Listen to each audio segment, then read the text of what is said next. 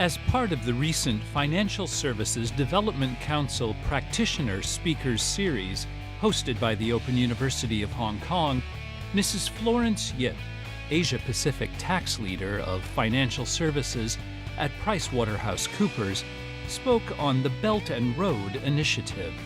In particular, she offered her perspective on how Hong Kong and Greater China can fully capitalize on the many business and investment opportunities created by closer partnerships with Belt and Road countries.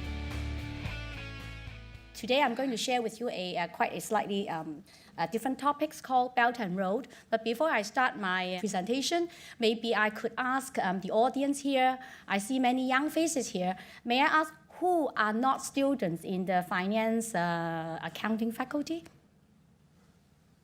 Good. Only a few hands were raised. May I ask what subject or what course do you take? Corporate administration. Okay, very good. Chinese. Good, that's very good. Okay.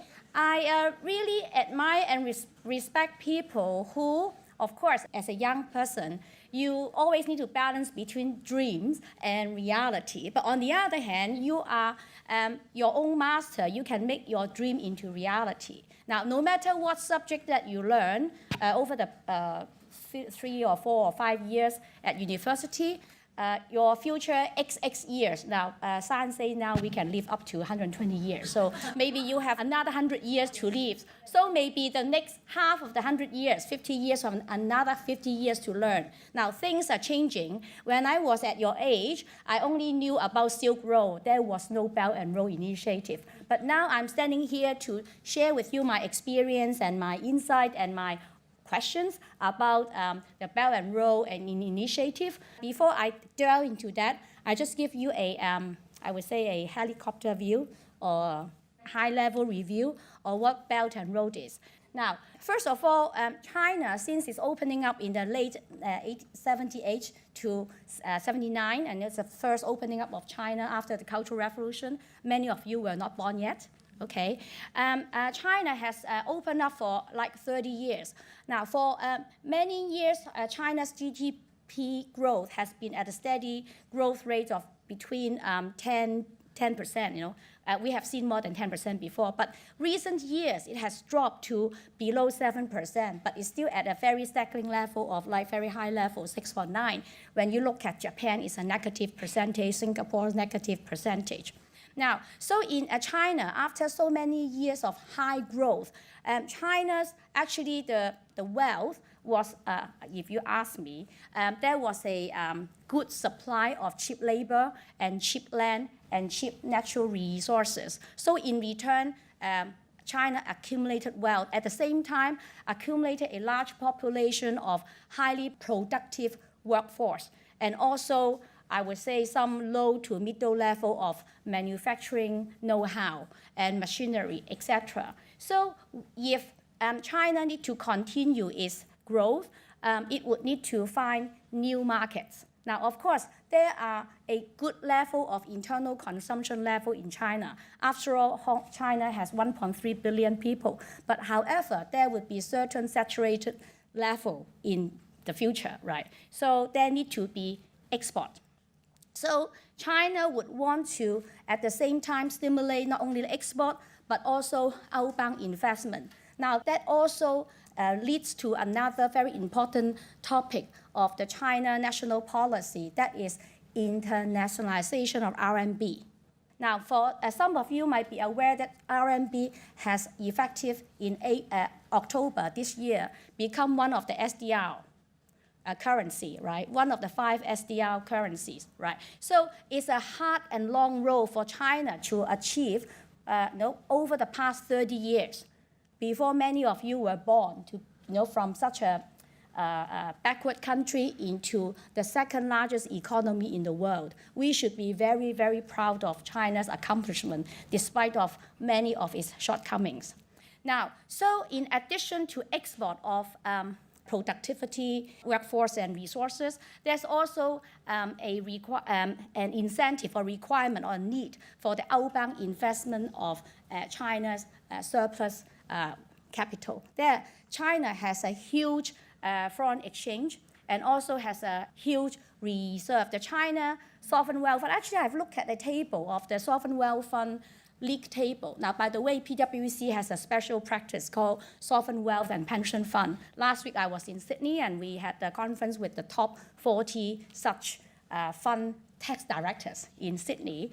And I looked at if China and Hong Kong and Taiwan added together, we have actually the largest sovereign wealth fund reserve in the world. So it's very, very remarkable. Okay. So over the past 30 years, many of you have already knew there was a city called Shenzhen. Actually, it's a special economic zone. Shenzhen, just across the border, you could go there to, have lunch, dinner, sauna, or shopping, or even now some people live there. So over the past 10 years, we have seen more development and opening up of China, including free trade zones, and we have seen a varieties of 跨境通, starting with the Hong Kong, Shanghai Stock Connect and the mutual fund recognition. Hopefully, before the end of this year, we'll have Hong Kong Shenzhen Connect, and hopefully in the future, we have the bond market opening up. But that is the opening up of the China domestic markets. How are we going to achieve the few objectives which I have highlighted in the orange boxes here, is from medium to high growth and from quantity to quality, from speed to efficiency. For example, in terms of manufacturing, I've heard from my clients that although China could say now send astronauts to the space, very, very, very, they can do a lot of high-tech things, but they still need to import the small bearings from Germany because of the quality control. Now, I'm not a scientist, so I do not know the difficulty in producing reliable and hard-wearing small bearings one need to use in machinery. Okay. However, it seems China is still lack of this kind of know-how. Okay. So this is something that with the Belt and Road, one would be able to accomplish that, which I will explain later on how it could be accomplished.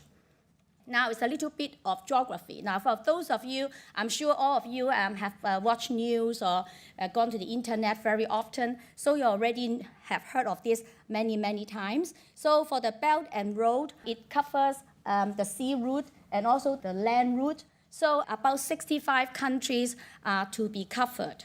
Right. Now, so many of the countries you may be familiar with, such Indonesia, India. However, many countries in the African continent and in the Middle East probably are quite still strange or news to us, right? Or even in the Central Asia region. Now, when I studied geography at school, many of those countries did not even exist. Okay, and I actually pity you because when you study geography, you need to remember all the spellings of those countries. That's quite difficult to spell. So for those who study geography, you had a fun time, right? Now, so talking about the Belt and Road Initiative, I could not mention this important body called AIIB, the Asia Infrastructure Investment Bank. It was formed or initiated by China. I think up to now there are 35 founding members with many OECD countries being members as well, including UK, Singapore as well, and of course China and many countries in Asia and in Europe and Germany as well.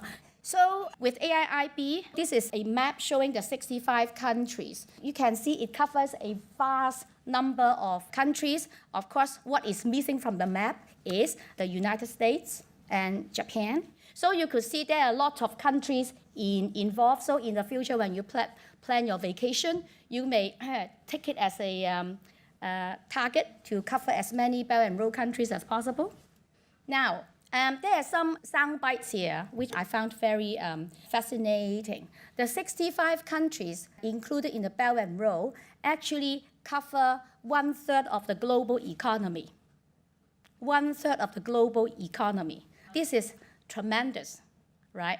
Now, if you look at the project and the investments that the Belt and Road, since it started, you will see that it covers a lot of infrastructure projects. Now, I know for people in Hong Kong, when we think of infrastructure, we can remember, all those things happen, well, you see every day almost on the television. It's about the West Kowloon project, the Guangzhou Daiqiu. In fact, I think if you ask me, Hong Kong has not spent or invested too much on public infrastructure projects in the past 10 years. However, now this is a super opportunity for us, for Hong Kong to be involved in the infrastructure projects.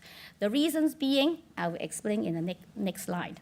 Now, you will see that there are some names I would hope you to remember after this 30 minutes presentation.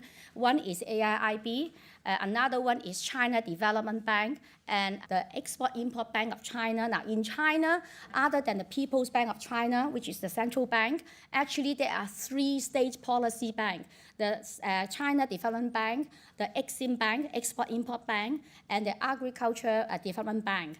The 3 state policy banks are very high-level banks. They are not ordinary commercial banks. They have a special purpose to be involved in certain particular sector.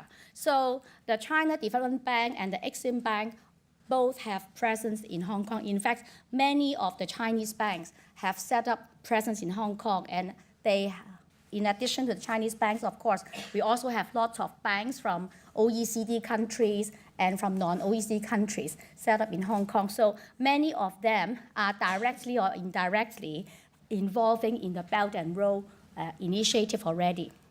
Now, other than banks, actually financial services sector encompass not only banks, but there are insurance companies, leasing companies, and asset management companies, and wealth management, etc. I will explain more in the next few slides.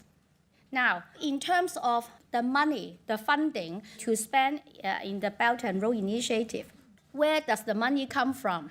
On this slide, you will see that the money would come from the AIIB, $100 billion, the Silk Road Fund, which is one of the China government-run and set up funds, $40 billion from the Silk Road Fund, and also from the 2 of the 3 state policy banks, which I've just explained, the CDB, China Development Bank, and Exim Bank, Export-Import Bank of China, and then other commercial banks. However, the money is still not enough.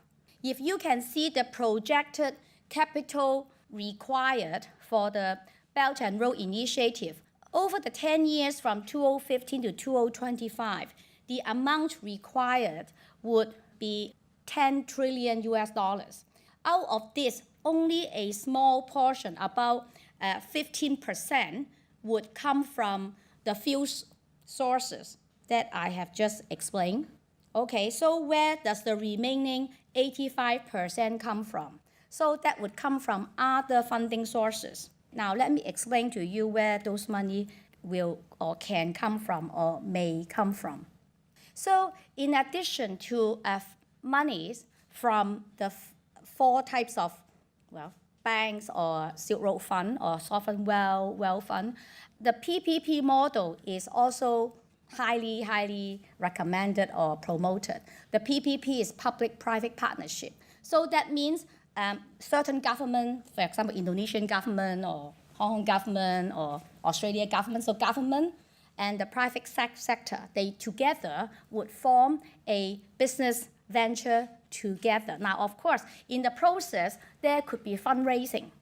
But in this particular process, the fundraising, one particular sector would play an important role, which is called the asset management or fund management sector. Now, I personally have spent more than 10 years. Now, to you, 10 years is a lifetime. To me, 10 years is a fraction, split second. Okay, now, many years in Hong Kong, we have seen the number of funds and fund managers have grown and mushroomed. Now, there are different classes of funds. Now, for those of you who have no experience in little experience in investment, you may see advertisement of fund houses on the tram, on buses, on shopping mall. They are public funds, funds for the retail markets. This is an important stream or segment of fund management. But there's another investment management sector called alternative investment. So public funds, retail funds, or traditional funds, authorized funds is one segment. The other segment is called alternative or unauthorized funds. The alternative segments, the growth rate is enormous, enormous. In the alternative investment sector, some of you may have heard the name called hedge funds, private equity funds, real estate funds, infrastructure funds, distressed assets funds, event-driven funds, or activist funds. So the fund managers, they are highly specialized. It's just like you. You study accounting, you study geography, you study music, you study politics. So each subject is highly specialized. So for asset management, for investment, it can be highly specialized as well. Okay, so for my clients, for example, I do a lot of client work as well. I do have infrastructure fund client. I have pension fund client. Pension fund is a very, sidetrack a little bit, is a very unusual and unique species. Itself is a fund, because you can imagine the name pension fund. It's set up as an investment vehicle, right? Usually is regulated by certain country pension fund law, etc., like our MPF. However, pension fund itself is a very important investor. It's a very important institutional investor. Now, in Hong Kong, we are home to many world-class pension funds, but they don't do advertisements. And we, as the host of Hong Kong, we don't do advertisements. Oh, now we have such an honorable guest called XX Funds. APG, which is the asset management arm of ABP, the largest Dutch pension fund, regional headquarters in Hong Kong. CPPIB, Canadian Pension Plan Investment Board, regional headquarters in Hong Kong. Ontario Teachers Pension Plan, regional headquarters in Hong Kong. Church Pension Fund, the U.S. Church Pension Fund, U.S. 200 years ago, after the Mayflower incident, the Protestant church started in America. It owned a huge amount of property and huge team of clergymen and staff members. So it's church pension funds, regional headquarters in Hong Kong. The Rocket Martin Pension Fund, headquartered in Hong Kong. So many of such pension funds actually have their regional headquarters in Hong Kong. And they are a keen investor in infrastructure projects. Now, for the Belt and Road initiative, infrastructure is a very, very important investment type. The pension fund is very different from you and me. You and me probably hope that we trade in the stock market. Tomorrow we will earn $1 billion, then we can retire. But for the pension fund, they need to make long-term investment with acceptable risk and steady, stable return. So infrastructure is what they like.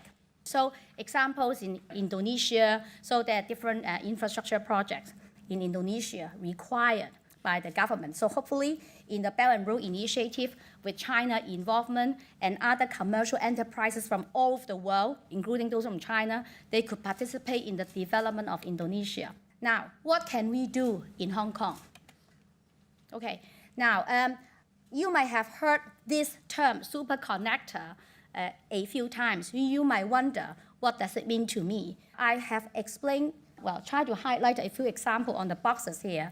We could be involved in bond issuance, asset management, fundraising, traditional trade and bank financing, insurance, property insurance, life insurance, different financial products. Now, in this BC map or BC diagram, I try to illustrate that for a Hong Kong company or for a larger or very large conglomerate, they need to have someone to look after their money. So we already changed our tax law to facilitate Hong Kong to become a corporate treasury center of choice in the region. So CTC, we do have tax incentive for CTC. So that would attract talents like you to go to work for a treasury center or the supporting services for a treasury center. Okay, so for a Hong Kong company or corporate treasury center to be involved in the Belt and Road project, so that could be related to manufacturing, logistical support, construction, project design, there's no architecture, there are all sorts of services that could be involved in a Belt and Road project. Now, of course, government can provide some initiative as well. So the Hong Kong Monetary Authorities in July this year has set up an office called Infrastructure Financing Facilitation Office, IFFO. Currently, there are 58 members as up to, I think, end of October. So including many pension funds and banks. All right, now this is a general high-level diagram depicting how a company or a group of companies could be involved in cross-border projects. The projects can be financing projects, can be manufacturing projects, can be e-commerce projects. So usually as a tax advisor, so now I'm wearing my tax advisor's hat, we need to think of several things: holding structure, legal holding structure. Number 2, financing structure. Number 3, what do you do with the intellectual property? The intellectual property, including know-how, including design, all the secret formula, and then operating structure. What do you do with the people? What do you do with the process? Whenever there are cross-border exchange of goods, services, know-how, and money, you can see different arrows. You could have flow of royalties, flow of dividend, flow of capital gain, flow of interest, provision of services, that means service fee, sale of goods, that means purchase price. So you could have active income and passive income. So there are lots of tax planning opportunities. All right, now I want to end my presentation by a few more slides. So first of all, I have slightly mentioned the Corporate Treasury Center. In fact, there are lots of China conglomerates. Since the past 30 years, they have done tremendous job in expanding outside of China. So every day they have enormous amount of foreign currency earned by the group parked outside of China. Where should they put the money? Of course, we as Hong Kong would say, we are a special administrative region. We have the sound and sophisticated financial infrastructure. Park your money with us.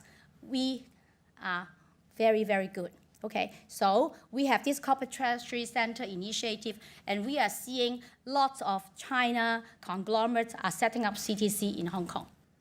So how you can participate, there are some examples here. So financial services, banking, insurance, asset management, risk management, leasing sector, infrastructure, logistics and trade, consulting, legal, tax services, accounting, design, engineering, technical testing, analysis, and don't forget linguistic. If any one of you speak or can speak any one of the 65 countries' languages other than English, I'm sure you'll be in hot demand.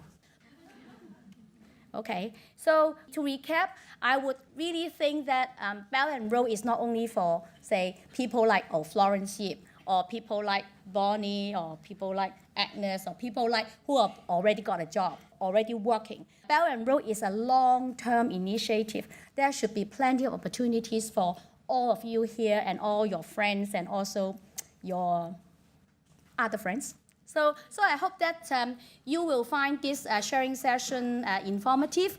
Thank you.